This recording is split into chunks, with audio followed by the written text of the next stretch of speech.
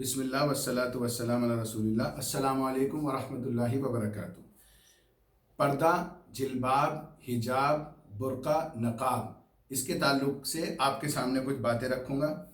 قرآن پاک میں پردے کا ذکر کہاں کہاں ہے؟ سورہ نور سورہ نمبر 24 آیت نمبر 31، سورہ نمبر 24 آیت نمبر 60، سورہ نمبر 33 الاحزاب آیت نمبر 53 آیت نمبر 59، اور اس کے علاوہ احادیث ہیں بخاری مسلم کی، وہ آپ کے سامنے رکھوں گا۔ پہلی بات تو یہ ہے کہ میں کوئی فتویٰ نہیں دینے جا رہا ہوں، میں نالج آپ کے ساتھ اپنے بھائیوں کے ساتھ شیئر کر رہا ہوں۔ تو سب سے پہلے ہم آتے ہیں قرآن کی آیت پہ، سورہ نور آیت نمبر 31۔ فاعوذ باللہ من الشیطان الرجیم، بسم اللہ الرحمن الرحیم۔ وَقُلْ لِلْمُؤْمِنَاتِ يَغْضُضْنَ مِنْ أَبْصَارِهِنَّ وَيَحْفَظْنَ فُرُوجَهُنَّ وَلَا يُبْدِينَ زِينَتَهُنَّ إِلَّا مَا ظَهَرَ مِنْهَا وَلْيَضْرِبْنَ بِخُمُرِهِنَّ عَلَى جُيُوبِهِنَّ وَلَا يُبْدِينَ زِينَتَهُنَّ إِلَّا لِبُعُولَتِهِنَّ أَوْ آبَائِهِنَّ إِلَى آخری آیت۔ یہ آیت ہے جس میں فرمایا اور آپ صلی اللہ علیہ وسلم فرما دیں مومن عورتوں کو کہ وہ اپنی نیچی نگاہیں رکھیں، اپنی نگاہوں کو نیچا رکھیں، شرمگاہوں کی حفاظت کریں، اپنی زینت کے مقامات کو ظاہر نہ کریں مگر جو اس میں ظاہر ہوا، جس کا ظاہر ہونا ناگزیر ہے، اور وہ اپنی اوڑھنیوں کو اپنے گریبانوں پر ڈالے رہیں اور اپنے زینت کے مقامات کو ظاہر نہ کریں سوائے اپنے خامندوں کے، باپ کے، خسر کے، بیٹے، شوہر کے بیٹے، بھائیوں، بھتیجوں، بھانجوں۔ یہ پوری لسٹ ہے آخر تک کہ کن کن کے سامنے وہ آ سکتی ہیں، زینت کے مقامات جہاں ظاہر کر سکتی ہیں۔ باقی جگہ اپنی اوڑھنیوں کو اپنے گریبانوں پر ڈال لینا۔ تو یہ ہے سورہ نور کی آیت نمبر 31۔ اس کے بعد سورہ نور کی ہی آیت نمبر 60 ہے جس میں فرمایا اور جو خانہ نشین بوڑھی عورتیں نکاح کی آرزو نہیں رکھتی تو ان پر کوئی گناہ نہیں کہ وہ اپنے زائد یعنی ایکسٹرا گارمنٹ، ایکسٹرنل گارمنٹ اتار کے رکھ دیں، زائد کپڑے جو نارمل کپڑے پہنتے ہیں اس سے زیادہ، اور وہ اس میں سے بھی اگر اس سے بھی بچے تو بہتر ہے، اور اللہ سننے والا جاننے والا ہے۔ تو یہ تو سورہ نور کے اندر ذکر ہوا اوڑھنیوں کا، اپنے گریبانوں کو، زینت کے مقامات کو ڈھک کر کے رکھنا ہے۔ اب اس میں خمر لفظ آیا ہے، خمر ہوتا ہے اوڑھنی کو کہتے ہیں۔ ایک ہوتا ہے جلباب جو پورا آؤٹر گارمنٹ ہے، وہ سورہ احزاب میں جس کا ذکر ہے، اور ایک حجاب ہوتا ہے، حجاب کو بھی سر سے ڈھکتے ہیں، اور ایک نقاب ہوتا ہے۔ نقاب اور برقع الگ ہوتا ہے۔ برقع ایک ایسا ایکسٹرنل گارمنٹ ہوتا ہے جس کو پورے بدن پہ ڈالا جاتا ہے، اور نقاب صرف چہرے کو ڈھکنے کو نقاب کہتے ہیں۔ اس میں علماء کا اختلاف ہے، کچھ کہتے ہیں کہ ہاتھ اور چہرہ کھولا جا سکتا ہے، اور کچھ بولتے ہیں کہ یہ بھی نہیں کھولنا چاہیے۔ اس میں امام ابو حنیفہ اور ایک دوسرے امام ہیں، ان کا موقف الگ ہے، جبکہ امام ابن تیمیہ کا موقف الگ ہے۔ اور جو ابھی موجودہ دور کے گزرے ہیں ایک امام، ان کا کہنا یہ ہے کہ عورت چہرہ اور ہاتھ کھول سکتی ہے، شیخ البانی رحمہ اللہ کا۔ ٹھیک ہے، بہرحال چہرہ اور ہاتھ پہ اختلاف ہے، باقی پردے پر کوئی اختلاف نہیں ہے۔ اس کے بعد ہم آتے ہیں سورہ الاحزاب آیت نمبر 33 اور سورہ احزاب آیت نمبر 53 اور 59 پہ ہم آتے ہیں۔ تو اس میں فرمایا گیا کہ یا ایھا الذین آمنوا لا تدخلوا بیوت النبی، کہ ایمان والو تم نبی کے گھروں میں داخل نہ ہو۔ اس کے بعد یہ پوری الی آخری آیت آخر تک ہے۔ اس میں پردے کا ذکر ہے کہ جہاں بیچ میں حجاب ڈالا جائے گا، پردہ۔ اس کے بعد دوسری آیت آتی ہے آیت نمبر 59، یا ایھا النبی قل لازواجک و بناتک و نساء المؤمنین یدنین علیہن من جلابیبہن ذلک ادنی ان یعرفن ولا یؤذین وکان اللہ غفورا رحیما۔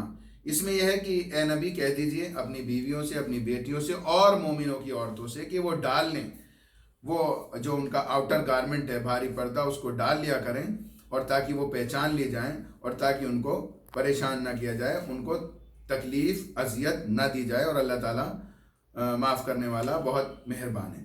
اور حدیث کے تعلق سے یہ ہے کہ ان اما عائشہ کے بارے میں حضرت صفیہ بنت شیبہ فرماتی ہیں کہ عائشہ رضی اللہ عنہ نے کہا کہ جب یہ آیت نازل ہوئی and to draw their veils over their جیوبہن فلیضربن بخمرہن علی جیوبہن، تو انہوں نے اپنے ازاروں کو لیا اور ایک ایسا کپڑا، موٹا کپڑا لے کر کے اپنے چہروں کو بھی ڈھک لیا۔ یہ بخاری کی روایت ہے 4481 نمبر کی۔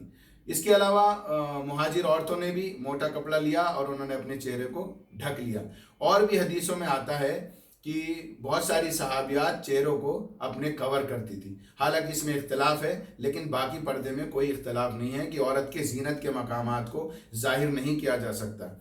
ابن حجر نے فتح الباری میں بھی اس کی پوری ڈیٹیل کی ہے، ویڈیو لمبا ہو جائے گا اس لیے میں ڈیٹیل میں نہیں جاتا، آپ نیٹ پہ سرچ کر سکتے ہیں یا علم سے اس کی ڈیٹیل پوچھ سکتے ہیں۔ بہرحال پردے کے بارے میں کوئی کنفیوژن نہیں ہے، حجاب کے بارے میں، جلباب کے بارے میں، نقاب کے بارے میں تھوڑا بہت اختلاف ہو سکتا ہے، لیکن پردہ ہے۔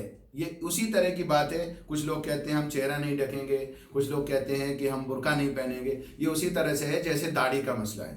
داڑھی نبیوں کی تھی، داڑھی نبی صلی اللہ علیہ وسلم کی تھی، صحابہ کی تھی، اور تمام اہل علم آج بھی اور پہلے کے زمانے کے بھی سلف صالحین سب کے داڑیاں تھی، لیکن داڑھی کی لمبائی کے بارے میں اختلاف کرتے ہیں۔ جو ابھی موجودہ دور کے شیخ المانی رحمہ اللہ کا کہنا ہے کہ آپ ایک مشت کے بعد جو ہے کاٹ سکتے ہیں، وہ عبداللہ ابن عمر رضی اللہ عنہ کی حدیث کو روایت کرتے ہیں، اور باقی اس میں کوئی اختلاف نہیں ہے کہ داڑھی رکھنی چاہیے۔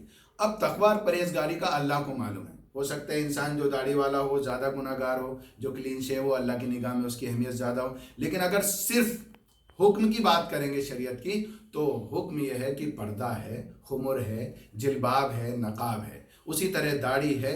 آپ نہیں رکھتے بات الگ ہے، لیکن قرآن میں اللہ تعالیٰ کا فرمان ہے وَلَا تُزَكُّوا أَنفُسَكُمْ، اپنے آپ کو پاک باز مت جانو۔ تو ہم یہ نہیں کہہ سکتے کہ جو انسان داڑھی رکھتا ہے وہ زیادہ اللہ کی نگاہ میں پاک ہے یا وہ زیادہ افضل ہے، لیکن جہاں تک حکم کا سوال ہے تو داڑھی رکھنی ہے، پردہ کرنا ہے۔ یہ بات کہہ کر کے کہ داڑھی رکھنے والے ایسے ہوتے ہیں یا پردہ کرنے والی عورتیں ایسی ہیں، برقع پہن کے بازاروں میں ایسا کرتی ہیں تو ہم نہیں کریں گے، تو یہ کوئی دلیل نہیں ہے۔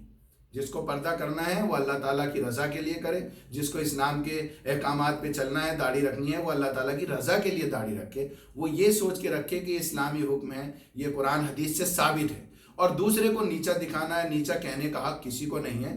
انسان جو عمل کرتا ہے وہ اپنے لیے کرتا ہے، جو نیکی کرتا ہے اپنے لیے کرتا ہے، اگر گناہ کرتا ہے تو اپنے لیے کرتا ہے، اور اللہ تعالیٰ معاف کرنے والا مہربان ہے۔ تو انہی چیزوں کے ساتھ آپ کو ریمائنڈ کرتے ہوئے کہ سورہ نور سورہ نمبر 24، سورہ الاحزاب سورہ نمبر 33، اس کے علاوہ بخاری اور مسلم کی یہ جو حدیثیں ہیں، ان سب روایتوں کے ساتھ میں اپنی بات کو مکمل کرتا ہوں۔ السلام علیکم ورحمۃ اللہ وبرکاتہ۔